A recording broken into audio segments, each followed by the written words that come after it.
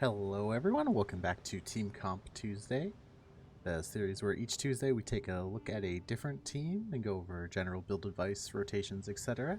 This week, we have Cyno. So Cyno came out last week, and he came out like literally Wednesday, or like super late Tuesday, so I didn't have time to make the video, so I did a theory video instead. So this is kind of the follow-up where we talk about the actual teams, or one of the actual teams that we can use with him.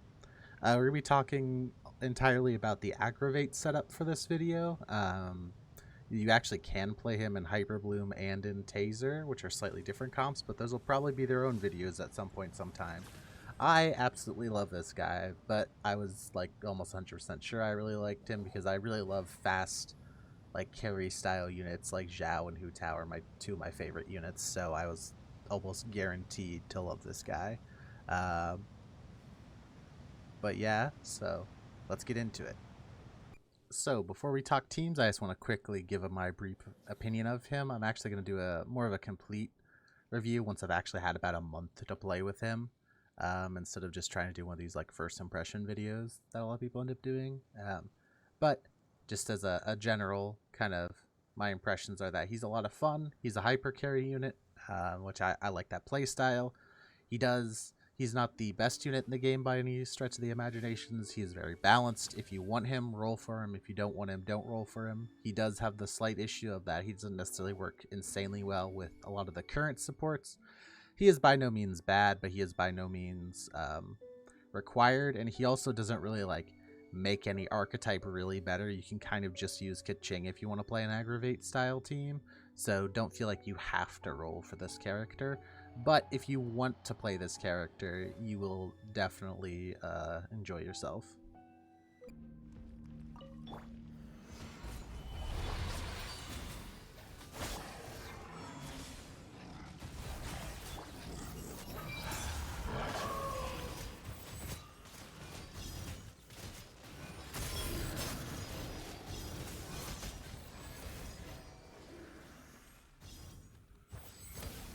Alright, so it's time for the character builds. I'm going to be going over the two kind of core units we have right now, as well as the two kind of optional slots for the team. And then I'm also going to talk about a unit that I personally like to use for open world that makes playing Cyno a lot more enjoyable if you want to just use him for daily use kind of stuff.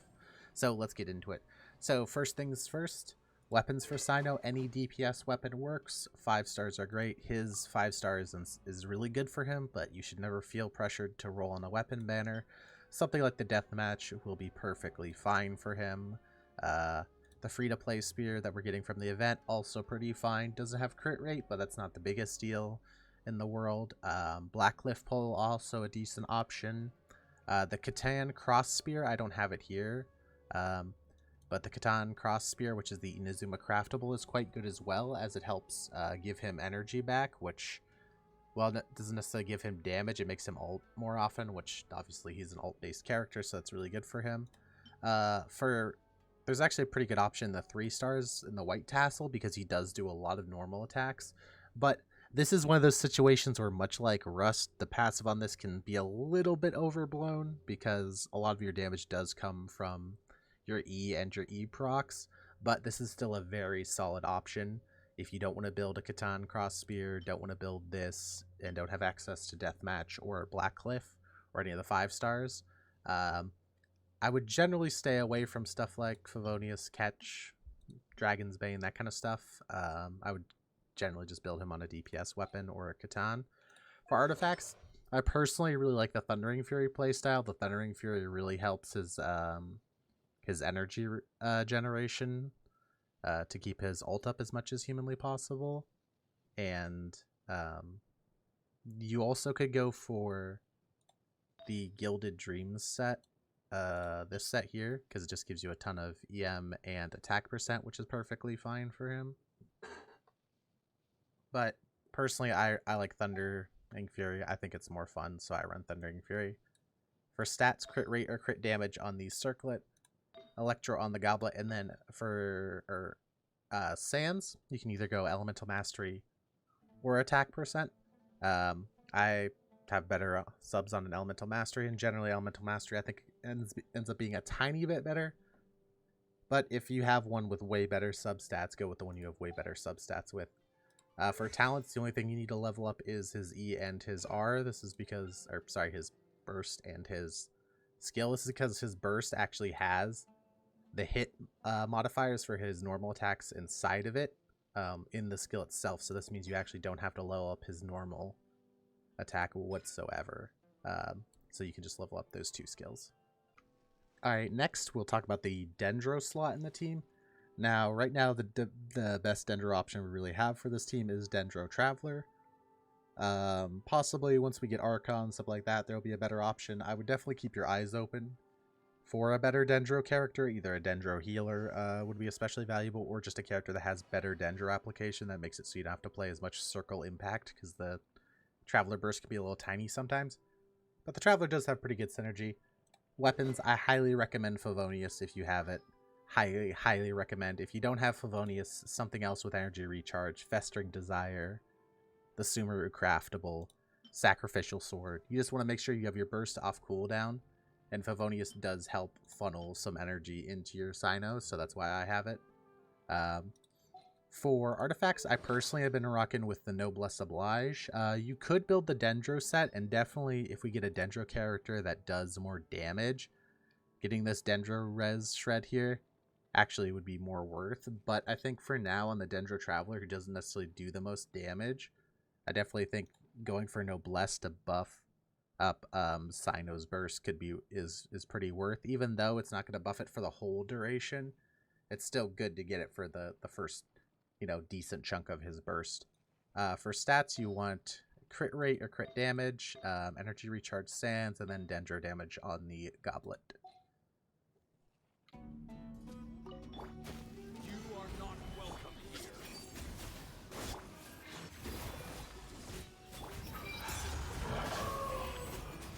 I'm getting sick of this game. Now you're testing my patience, Will. Alright, next up we're going to be talking about second Electro options. It's nice to have Electro Resonance, which gives you extra energy funneling. So second Electro is pretty good. I personally recommend going for either Beidou or Fischl. Beidou tends to be better in AoE, Fischl in single target. But we will talk about possible another third Electro when we get to the kind of post-competitive team thoughts. Beidou, weapons, any DPS Claymore, Serpent Spine, 5-star Luxury Seal Award, Prototype, Archaic if you have it, Blackcliff, any of that stuff. Artifacts, Emblem of Severed Fate with either energy recharge or attack, Electro, and crit rate. Ideally, I feel like you need something with Cyno on Thunder Fury, something like 170 to 180 is probably enough energy recharge to get your burst off cooldown. That's generally what I recommend going for. Level her ult, level her burst. The reason you want to use her, or the reason she's pretty good for Cyno, is not only does he actually trigger her bolts in his burst, unlike Raiden does, sad interaction noise, but the duration on her ultimate is actually long enough that Cyno's longer ultimate field time requirement isn't really that big of an issue, because you can just basically have it up for most of it. And the other option is Fischl. Fischl, despite having uptime issues with Oz only lasting 10 seconds, 12 with C6, she does enough damage in that short period of time that often in single target she will tend to be worth it. Weapons, any sort of 5-star or damage bow, something like Stringless is fine. Possibly even Favonius, but she doesn't need the energy recharge, so I'd stay away from it. I just put her on a damage bow. If you have to do something like Prototype Crescent, completely fine. Stringless, completely fine. Artifacts, Thundering Fury, Gladiator. There's also a chance, if you want to, you could run Fischl on Millith. Once we get to Zhongli, we're going to talk about possibly what you run on him. And if you're not running Millith Zhongli, you could run Millith Fischl in order to give Cyno the buff, but that's kind of up to you. Talents, mainly just Oz, but you can level burst if you want to. So up next is the final slot, which is generally Zhongli for me.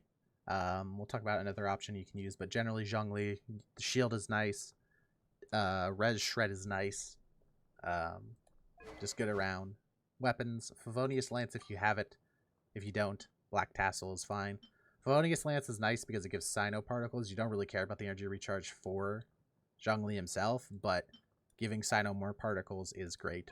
Artifacts, two main options here, Tenacity of the Millelith or Petra. Petra is actually pretty good here because you cannot crystallize Dendro, which means the Petra will always just catch the Electro. So for that reason, Petra, pretty good here. Substats, HP, HP, HP. You could theoretically build Zhongli for damage, but especially because you aren't going to be using Burst, as it's almost always a damage loss to do so, I'd just go HP, HP, HP.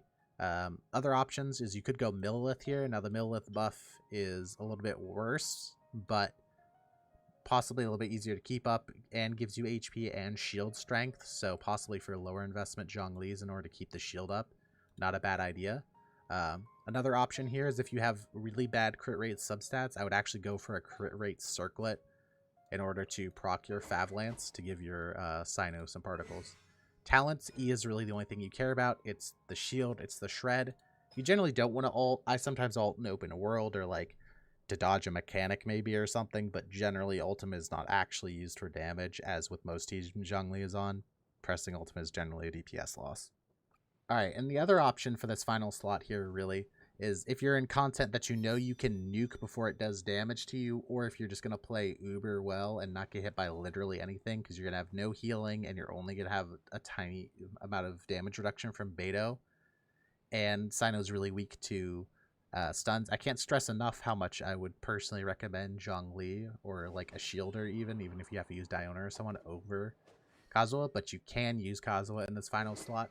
Iron Sting, fine. Favonius Sword, better in most circumstances unless you have God tier substats. I'm just using Favonius Sword for Traveler. Artifacts, standard, VV, EM, EM, EM. Talents, you need to level all three if you actually care about his damage, because unlike Cyno, his E here doesn't have a plunge attack modifier, which means it actually uses the plunge attack from his normal skill. So you need to level the normal skill as well. If you want to level just one skill, his ultimate does the most damage. This is also why you actually want to run stuff like Favonius on him, is because you want the energy recharge to be able to ult every rotation, because his ult does a lot of damage.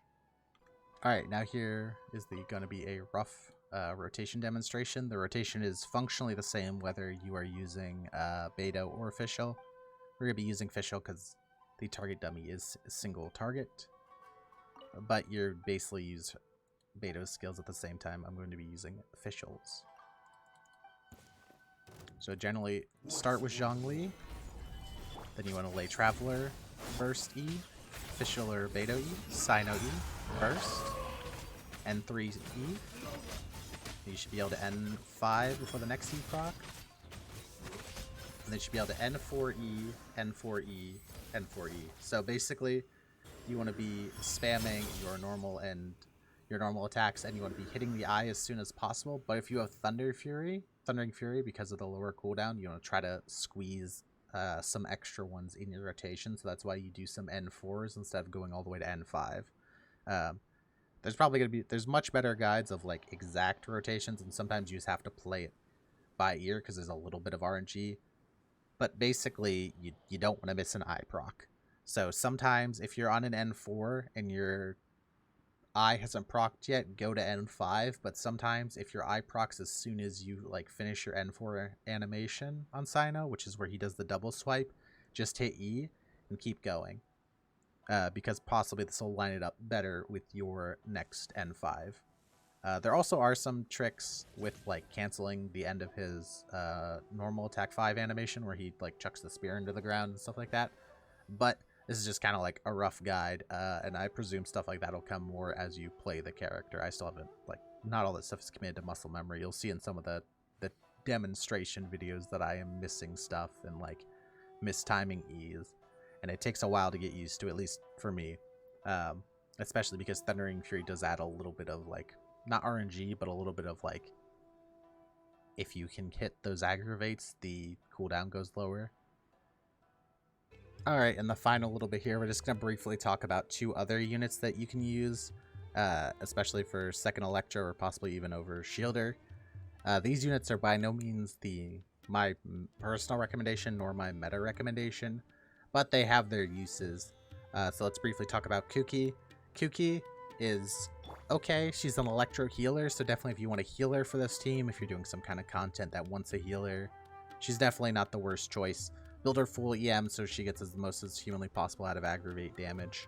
And since her EM scales to her healing, you'll be fine. Put her on something like Iron Sting or Fav Sword. You can even put her on Tenacity, the Millith, or you can just put her on EM artifacts. I would personally recommend running Zhongli and going with the second damage Electro if you have the ability to do so. If you don't have the ability to do so, possibly going Kuki plus Kazuha could be your best bet. Let's talk about the other option. So the other option is by no means good, and I would never play it in a normal team. But for those of you who, like me, want to use Cyno just for your generic everyday gameplay, Raiden is actually a pretty good second Electro because her burst is essentially like it lets you alternate between her burst and Cyno's burst. So whenever you're running around farming mobs or doing stuff like that, just standard Raiden build, full emblem, catch, or engulfing, whatever you got. Again, do not use this for your actual team. Fischl will be better, Beta will be better. But in open world, I've been having a lot more fun with Cyno playing Raiden as well in the team. Since with characters like Cyno that are burst reliant, sometimes it's a little annoying to run around the open world with them. So that's just a point I wanted to make for any people who, like me, want to use Cyno as their like main character. You know, run around, do open world and story with them, but want the gameplay to be a little bit better. But I hope you enjoyed this video. I absolutely love this character. We will probably do more episodes on him as we get other teams, and we will probably 100% be revisiting him after the Dendro Archon comes out, because I presume she's going to be pretty good for him. Or maybe Baijo, maybe Alhaitham. I would definitely keep your eyes out for future Dendro characters that maybe have more Dendro application, give more room to play, actually do decent sub DPS. Maybe like if we get someone who's the equivalent of like Xingqiu but for Dendro, or even possibly healers, so you don't have to run Zhongli and then you can opt into Kazuha, or Dendro Shielder. I'll let you opt into Kazuha on the standard team comp. But I want to thank you for watching. Good luck anyone rolling for Cyno, and I hope you have a great day.